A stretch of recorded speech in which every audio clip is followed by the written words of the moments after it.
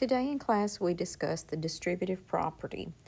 The expressions 3 times 4 plus 2 and 3 times 4 plus 3 times 2 are called equivalent expressions.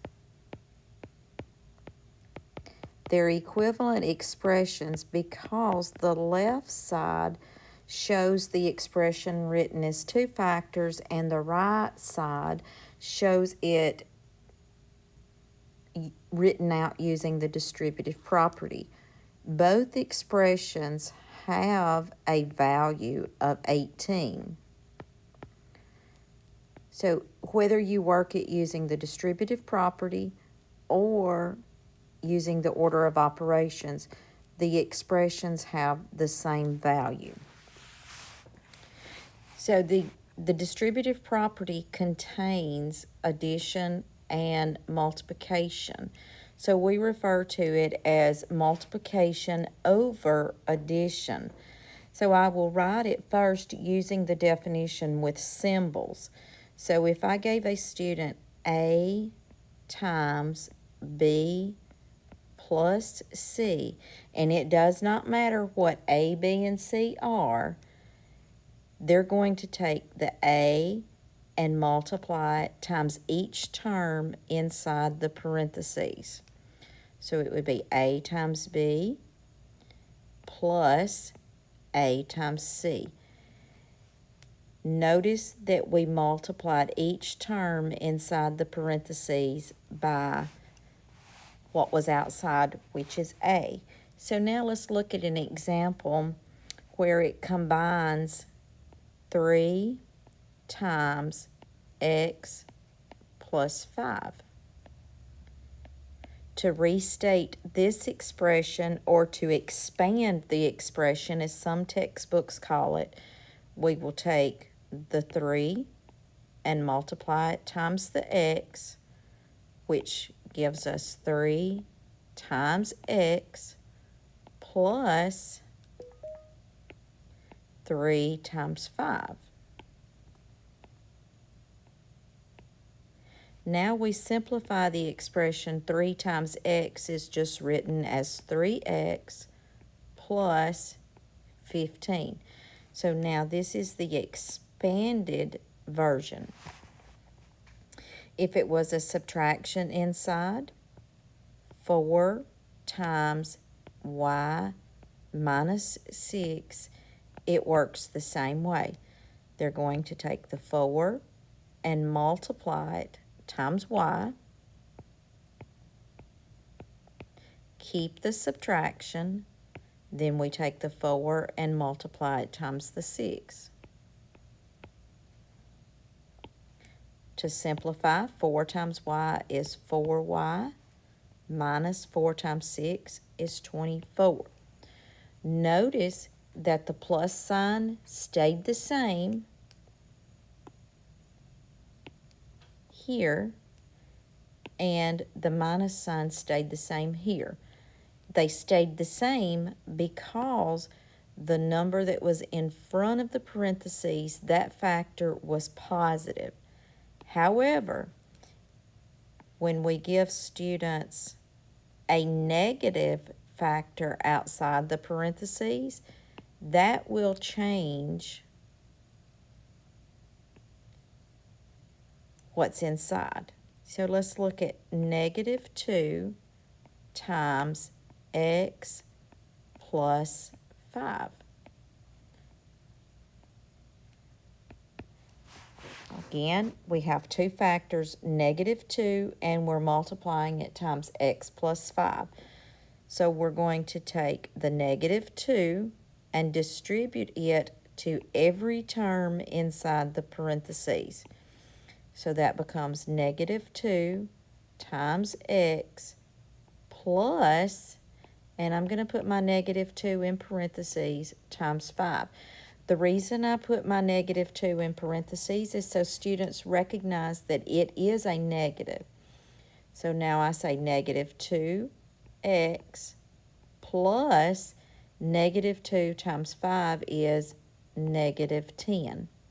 In math, we don't like double signs together. So where they have the plus and the minus in the center, I want students to think of multiplying those two signs together. So when they multiply those, we can now restate it as -2x minus 10, because a positive times a negative becomes a negative. If we look at a subtraction, -3 parentheses x minus 6 close parentheses. We're going to distribute the -3, and we distribute by multiplying. So I have -3 times x minus -3 times 6. -3 times x is just -3x. Keep my subtraction sign, and then this becomes -18 when they multiply -3 and 6 together. Now when we look at it, I want students to notice here that we have two negatives together.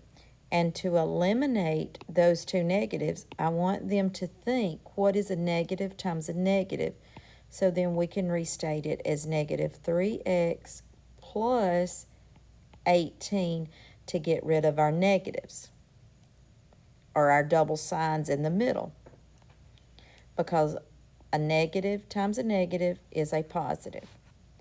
If they happen to have a rational number outside the parentheses, 1/3 times 3x plus 9, they distribute the rational number the same way by multiplying 1/3 times 3x plus 1/3 times 9.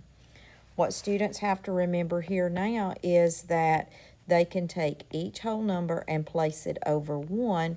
Then remember the rule for cross reducing or multiplying fractions. They can cross out these 3's, and they have nothing but x, because 1/3 of 3 is 1, and 1 times x is x, plus 9 divided by 3 is 3, so it's x plus 3.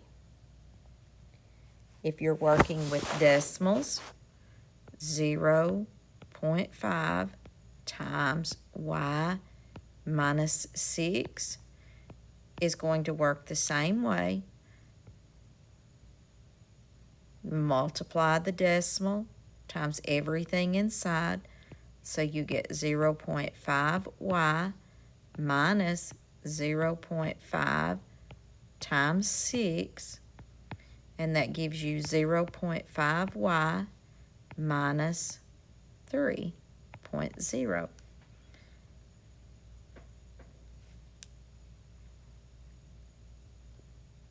When students look at the expression 3 parentheses x plus 5, our goal is for them to recognize that it has two factors. Those two factors are 3 and x plus 5, because we're trying to multiply those two together. So the two factors are 3 and x plus 5. It's possible that students could see that one of the factors written not only at the front, but they could see an expression where they have the factor written at the end, like the -4. If this is the case, they still work it the same way. They're going to distribute the -4 to everything inside. So that would give them -4 times 2y minus negative 4 times 5. Negative 4 times 2y results in negative 8y minus negative 4 times 5 results in negative 20. Again, in math, we don't like to work with the double signs, so I would ask that students take this negative and multiply them together, and that would give them negative 8y plus 20. Happy distributing!